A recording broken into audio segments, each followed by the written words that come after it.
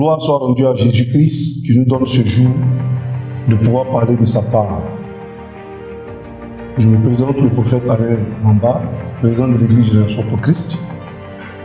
Nous sommes dans l'émission Dans sa parole, 16-15 TV. Je veux bénir le nom du Seigneur qui m'a inspiré un message ce matin afin de pouvoir édifier le peuple de Dieu. Le thème, souviens-toi de Guérard. Souviens-toi de Guérard parce que c'est un passage obligé. Tout chrétien, quand il devient chrétien, il doit passer par Guérard. Parce que si tu ne passes pas par Guérard, tu ne verras pas la main de Dieu. Tu ne sauras pas à qui tu te confies. Nous devons passer par Guérard. Souviens-toi de Guérard chaque fois que tu es en difficulté. Souviens-toi de Guérard chaque fois qu'il y a une injustice qui est faite à ton endroit. Souviens-toi de Guérard. Et la parole de Dieu nous conduit dans le livre de Genèse, chapitre 20, à partir du verset 1 à 18. J'ai dit à partir du verset 2. Abraham disait de Sarah, sa femme, c'est ma sœur. Abimelech, roi de Guérard, fit enlever Sarah. Alors Dieu apparut en songe à Abimelech pendant la nuit et lui dit, voici, tu vas mourir à cause de la femme que tu as enlevée, car elle a un mari. Abimelech, qui ne s'était point approché d'elle, répondit, Seigneur, ferais-tu périr même une nation juste? Ne m'a-t-il pas dit, c'est ma sœur? Et elle-même, ne m'a-t-elle pas dit, c'est mon frère? J'ai agi avec un cœur pur et avec les mains innocentes. Je lui dis en songe, je sais que tu as agi avec un cœur pur. Aussi t'ai-je empêché de pécher contre moi. C'est pourquoi je n'ai pas permis que tu la touchasses. Gloire soit rendue à Jésus-Christ. Voici un épisode du film d'Abraham que nous allons voir à Guérard. Abraham quitte véritablement son père et il commence à marcher en direction de Canaan. Au niveau de Guérard, il tombe sur un roi, le roi Abimelech. Abimelech a remarqué que Sarah était belle de figure. Et Abimelech voulait la prendre pour femme. Mais Abraham ne lui a pas dit que c'était sa femme, il lui a dit que c'était sa sœur. Quelqu'un dira Abraham a menti. Je dis non, Abraham n'a pas menti, parce qu'effectivement c'était sa sœur. De même père, mais pas de même mère. Donc, nous savons tous que c'est les premiers enfants qui sont en général les enfants de la femme. Dans un groupe de personnes qu'on connaît, eux, le premier c'est sûr, mais les autres c'est pas trop sûr. Donc Abraham a pris une de ses sœurs, c'est-à-dire fille d'une femme de son père, et c'est avec elle il était. Mais il s'est trouvé que cette femme était vraiment belle. Quand elle était encore Sarai, elle était belle, elle est devenue Sarah, elle est devenue encore plus belle. De sorte que Abimelech a voulu la prendre pour femme. Et c'est là que je veux que tu te souviennes de Guérard.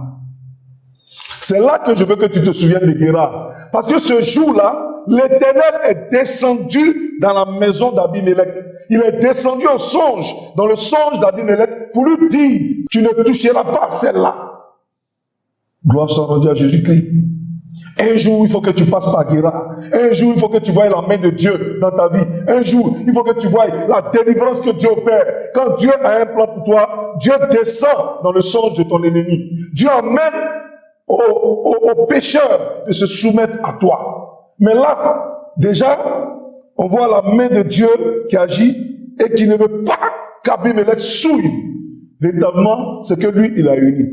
Il ne veut pas qu'Abimelech détruise celui sur qui il va se fonder pour faire la foi, monothéisme.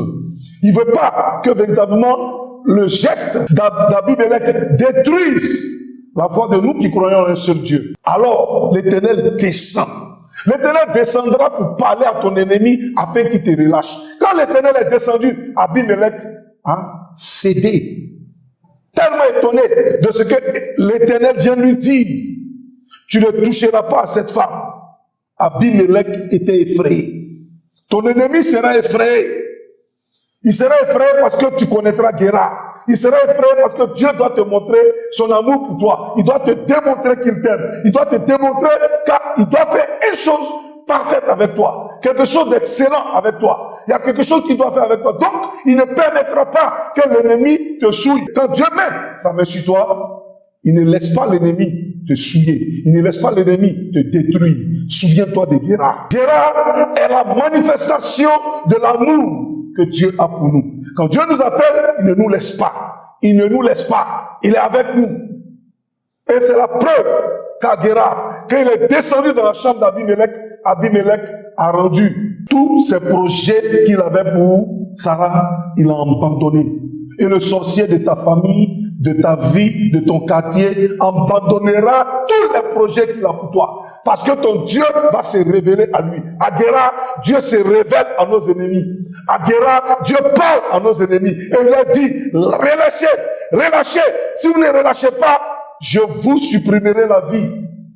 À cause de toi, Dieu supprimera la vie à tes ennemis. Et Abimelech dit, Seigneur, toute une nation devra mourir pour un péché. Et Dieu dit, si je ne t'avais pas empêché, Abimelech, je détruirai ta nation. À cause de toi, tu es la prunelle des yeux de l'Éternel. À cause de toi, qui est le trésor de Dieu sur terre, parce que tu as accepté Jésus-Christ comme ton Seigneur et ton Sauveur, à cause de toi, Dieu ne permettra pas à l'injustice de sévir. Il ne permettra pas au désordre et au chaos d'arriver dans ta vie, dans ton pays, dans ta nation. Dieu descendra et il parlera à Abimelech. Dieu descendra et il parlera à ton Abimelech. Il parlera à ce qui te fait un fardeau sur ton cœur. Dieu agira. Il a agi pour Abraham, il peut agir pour toi. Il a agi pour Abraham, il a agi pour plusieurs que nous connaissons. Dieu peut le faire aussi pour toi. Dieu ne t'a pas abandonné. Dieu est là, sa main est tendue, Côte d'Ivoire, sache que il agira. Et je continue de lire. Abimelech, qui s'était point approché d'elle, répondit, feras-tu périr même une nation juste? Si nous sommes justes, l'Éternel ne nous fera pas périr. Parce que voici, ne m'a-t-il pas dit que c'est ma soeur, bien que Abraham n'avait pas raison, laisse-moi te dire que Dieu est une femme baoulée, son enfant a toujours raison. Tu auras toujours raison. Quel que soit ce que tu feras, tu auras toujours raison. Parce que Dieu te donnera raison. À partir du moment où tu as accepté Jésus, ceux qui adorent d'autres dieux ont tort devant toi. Le païen a tort devant toi. Le Moabite a tort devant toi. L'Ammonite a tort devant toi. L'Égyptien a tort devant toi. Le Sahabien a tort devant toi. Le païen a tort devant toi. Le féticheur a tort devant toi. Le sorcier de ta famille a tort devant toi. Même quand tu as tort, tu as raison sur lui. Parce que Dieu est jaloux. Et il garde ce qui lui coûte cher. Tu coûtes cher à l'Éternel. Tu coûtes cher à l'Éternel. Et comme tu coûtes cher, Dieu ne permettra pas que ta nation se détruise. Quand le peuple s'élèvera et dira, oh Seigneur, où es-tu? Montre-toi.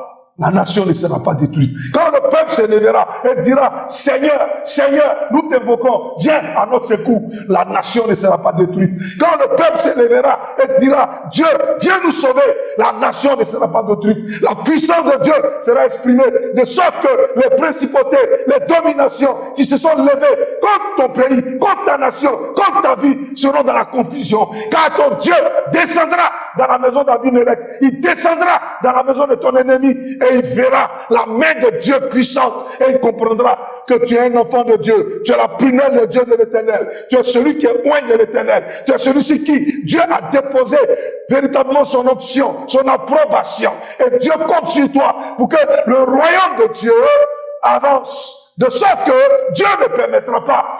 Cesse d'avoir peur, mais crie plutôt à l'Éternel. Crie à l'Éternel et tu verras la puissance de Dieu s'exprimer.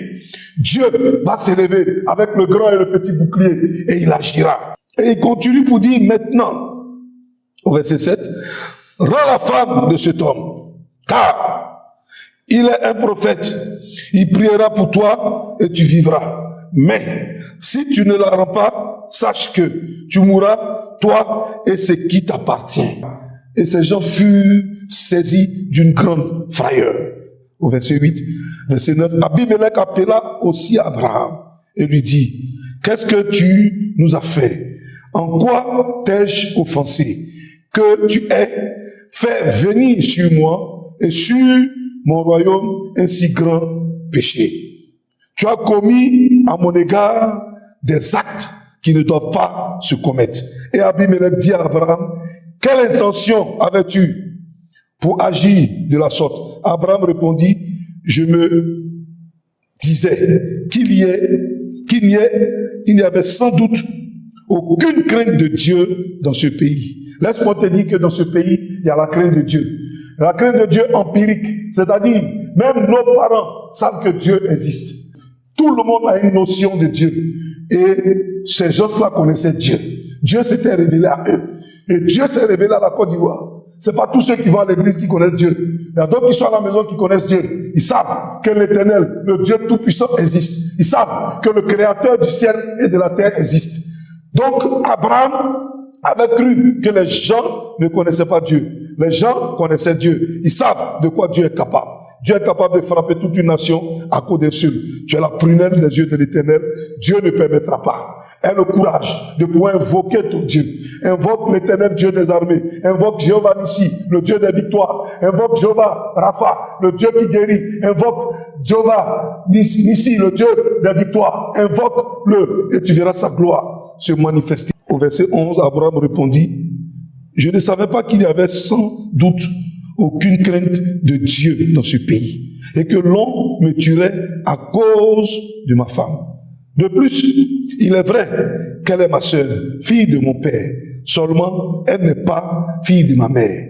Et elle est devenue ma femme. Lorsque Dieu me fit errer loin de la maison de mon père, je dis à Sarah, voici la grâce que tu me feras. Dans tous les lieux où nous irons, dis de moi, c'est mon frère. Abimelech prit des brebis, des bœufs, des serviteurs, des servantes, et les donna à Abraham. Et il rendit Sarah, sa femme. Abimelech, voici mon pays, Abimelech dit, voici mon pays est devant toi. Demeure où il te plaira.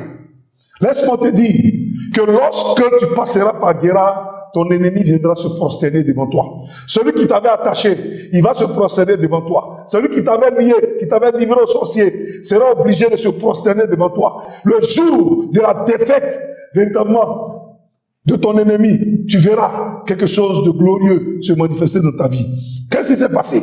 Il s'est passé que quand Abraham a fini de prier pour lui, voici que lui-même, il a donné des présents. La restitution se fera quand tu frapperas l'Abimelech de ta famille, quand tu le détruiras, quand l'Éternel aura terrassé, quand l'Éternel aura terrassé ton Abimelech, laisse-moi te dire que la grâce, la faveur qui était entassée depuis longtemps descendra sur toi. Tout ce que l'ennemi avait bloqué dans ta vie descendra sur ta vie et tu verras la gloire de Dieu. Ton Abimelech t'avait attaché. Ton Abimelech t'avait lié, mais la puissance de Dieu t'a détaché. La puissance de Dieu a emmené Abimelech à se repentir. Il est venu avec son chef de l'armée, puis comme ils sont venus se repentir, demander pardon avec Abraham, prophète, puisse prier pour eux. Laisse-moi te dire que enfant de Dieu tu es, on ne peut pas te toucher impuniment. Si on te touche, quelque chose va se passer. C'est pourquoi il faut que ta main s'élève. Il faut que tes mains s'élèvent pour invoquer ton Dieu. Ce temps-là est arrivé pour que chacun puisse invoquer son Dieu. Le temps d'invoquer ton Dieu est arrivé. Le temps de l'appeler. Parce qu'il est écrit, en ce temps-là, chacun invoquera son Dieu. Invoque ton Dieu, enfant de Dieu. Tu es un prophète, tu es un évangéliste, tu es un pasteur, qui que tu sois, docteur. Invoque ton Dieu. Tu es un enfant de Dieu véritable. Invoque ton Dieu. Tu es celui qui craint Dieu dans l'église, qui fait les œuvres de Dieu. Invoque ton Dieu. Qui que ce soit qui craint Dieu et qui travaille dans le ministère de l'Éternel, invoquez votre Dieu afin que la Côte d'Ivoire soit délivrée. Je continue dans le livre de Actes, Actes chapitre 13, versets 6 à 12 que j'ai dit. Ayant ensuite traversé l'île jusqu'à Patmos, il trouvait un certain magicien, faux prophète juif, nommé Barnabas, Bar-Jésus, qui était avec le proconsul Sergius Paulus, homme intelligent. Ce dernier fit appeler Barnabas et Saul et manifesta le désir d'entendre la parole de Dieu. Mais Élymas, le magicien, car c'est ce qui signifie son nom, leur faisait opposition, cherchant à détourner la foi du proconsul. Alors, Saul, appelé aussi Paul, rempli du Saint-Esprit, fixa les regards sur lui et dit: homme plein de toute espèce de ruse et de fraude, fils du diable, ennemi de toute justice, ne cesseras-tu point de pervertir les voies droites du Seigneur? Maintenant voici, la main du Seigneur est sur toi, tu seras aveugle et pour un temps et tu ne verras pas le soleil. Aussitôt l'obscurité et les ténèbres tombèrent sur lui et il cherchait en tâton des personnes pour le guider. Laisse-moi te dire que Dieu t'a donné une autorité. Laisse-moi te dire que Dieu t'a donné une autorité. Et par ton autorité, tu peux déstabiliser ce magicien. Tu peux déstabiliser le magicien de ta vie. Celui qui t'empêche d'avancer. Celui qui t'empêche de pouvoir faire ton émission, de pouvoir faire tes choses. Celui qui met la main pour détruire, pour toujours créer des choses, c'est véritablement ce magicien-là, il sera aveuglé. Élymas sera aveuglé. Il sera frappé. Il sera dans l'obscurité physique comme l'obscurité spirituelle. Il ne verra plus rien parce que ton Dieu est un Dieu de justice. À cause de toi, la cécité frappera ton ennemi. À cause de toi, la confusion sera dans le corps de ton ennemi. Il sera confus et les gens frapperont sa main parce que Dieu n'a pas changé. Dieu est avec ses enfants. Il dit, ne touchez pas au plus petit de mes poings, car les anges voient continuellement ma face. Ça veut dire quoi? Quand tu vois continuellement la face de Dieu, la puissance de Dieu descend sur toi, et quand la puissance de Dieu est sur toi, quiconque s'élève sur toi, tombe sous ton pouvoir. Donc, ne touchez pas au plus petit de mes soins. Quand tu acceptes le Seigneur, que tu crains Dieu, que tu marches selon la parole de Dieu, Dieu lui-même te garde et ne permet pas que l'ennemi te touche. Laisse-moi te dire que l'ennemi ne te touchera pas.